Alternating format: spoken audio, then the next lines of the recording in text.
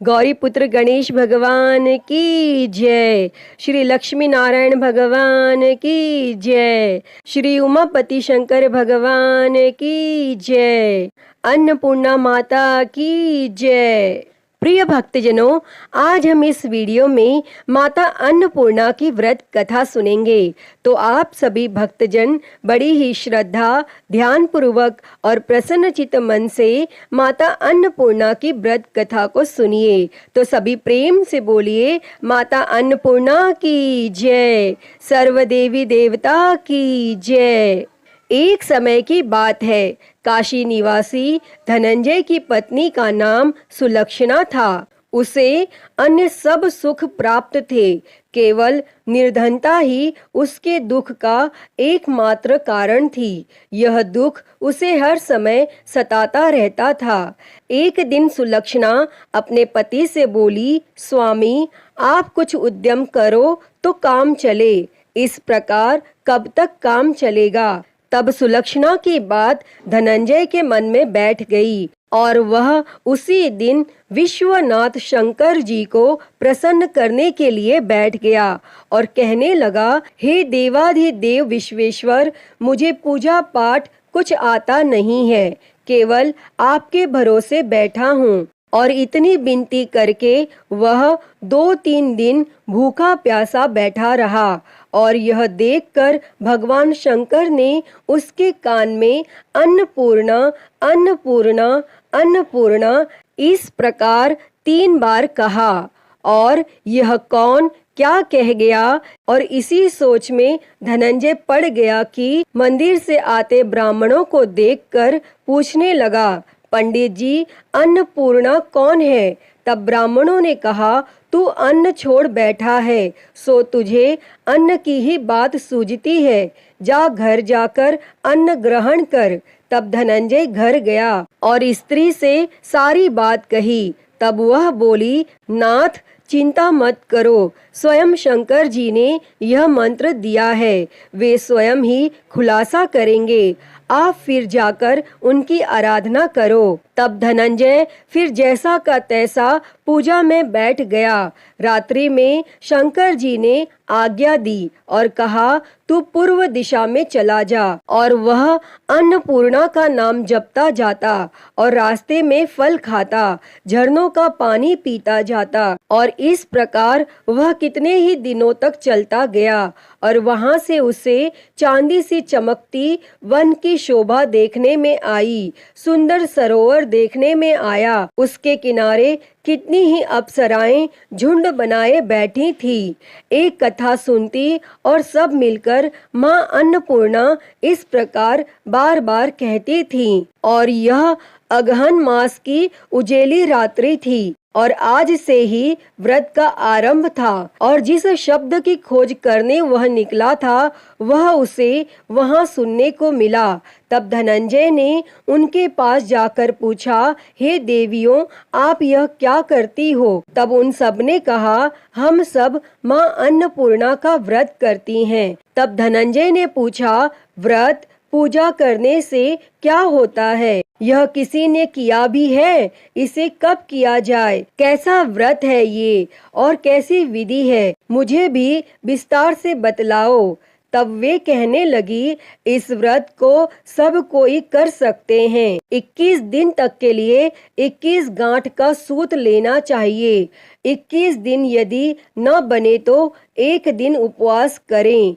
यह भी न बने तो केवल कथा सुनकर प्रसाद लें, निराहार रहकर कथा कहें। और कथा सुनने वाला कोई न मिले तो पीपल के पत्तों को रख, सुपारी या घृत कुमारी वृक्ष को सामने कर, दीपक को साक्षी कर, सूर्य, गाय, तुलसी या महादेव को बिना कथा सुनाए मुख में दाना न डाले। यदि भूल से कुछ पड़ जाए तो एक दिवस फिर उपवास करें और व्रत के दिन क्रोध न करें और झूठ न बोलें। तब धनंजय बोला, इस व्रत के करने से क्या होगा? तब वे कहने लगीं, इसके करने से अंधों को नेत्र मिले, लूलों को हाथ मिले, निर्धन के घर धन आए, बांझी को संतान मिले, मूर्ख को विद्या आए, और जो जिस कामना से व्रत करें माँ उसकी इच्छा पूरी करती हैं।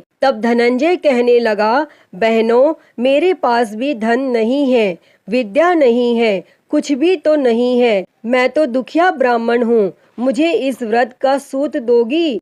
तब वे कहने लगी, हाँ भाई, तेरा कल्याण हो, हम तुम्हें अवश्य देंगे, ले इस व्रत का मंगल सूत्र ले। तब धनंजय ने व्रत किया और व्रत पूरा हुआ।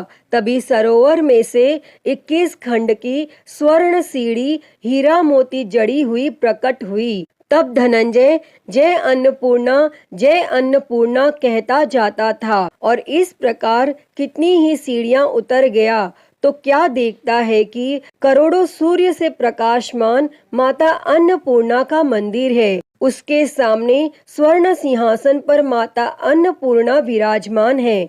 सामने भिक्षा हेतु शंकर भगवान खड़े हैं। देवांगनाएं चंवर डुलाती हैं, कितनी ही हथियार बांधे पहरा देती हैं।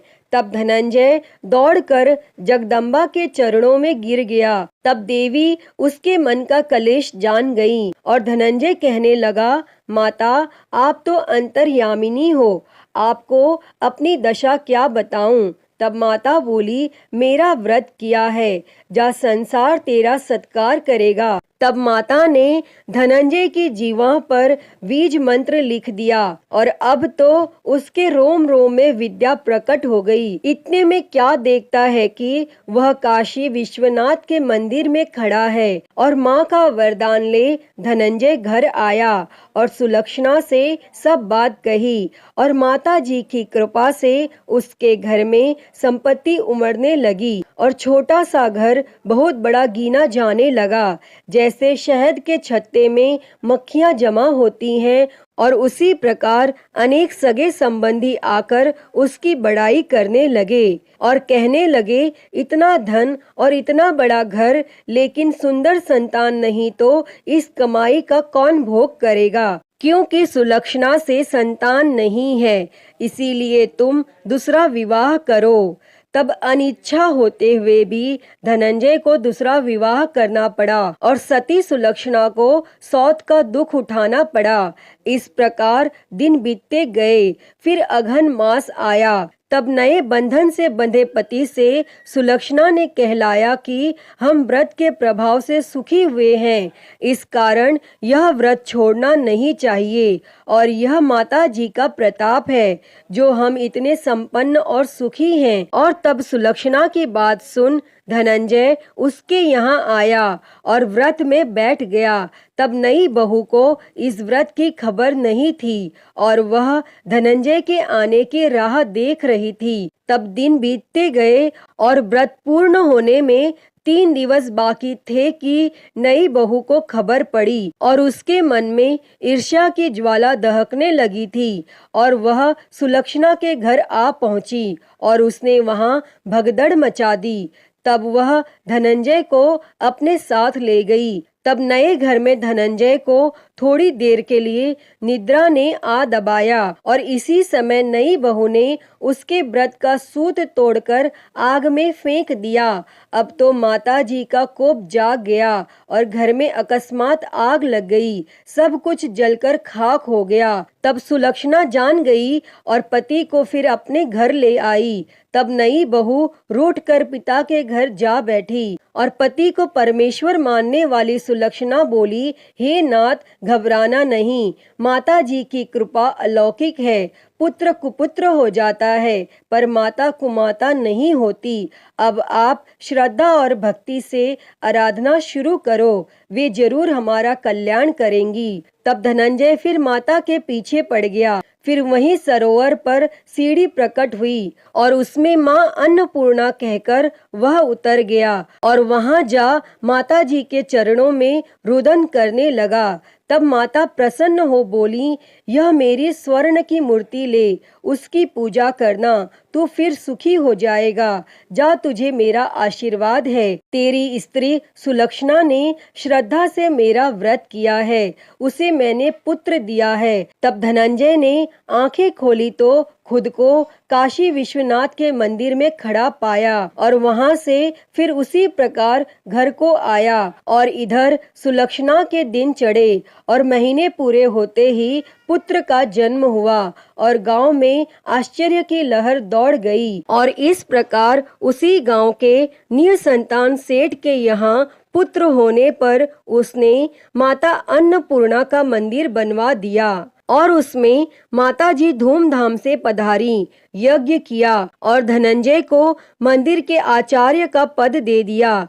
जीविका के लिए मंदिर की दक्षिणा और रहने के लिए बड़ा सुंदर सा भवन दिया। तब धनंजय स्त्री और पुत्र सहित वहां रहने लगा और माताजी के चढ़ावे में भरपूर आमदनी होने लगी। और उधर नई बहू के पिता के घर डाका पड़ा, सब लूट गया। वे भीख मांगकर पेट भरने लगे। और जब सुलक्षणा ने यह सुना तो उन्हें बुलावा भेजा और उन्हें अलग घर में रख लिया और उनके अन्न और वस्त्र का प्रबंध कर दिया। तब धनंजय, सुलक्षणा और उसका पुत्र माताजी की कृपा से आनंद से रहने लगे। अतः ही माता अन्नपूर्णा, जैसे आपने धनंजय और सुलक्षणा के भंडार भरे, वैसे ही इस कथा को कहते, सुनते और हुंकारा भरते सबके भंडार भरना। सभी के जीवन से गरीबी दूर कर उनके जीवन में धन संपत्ति और सुख समृद्धि देना।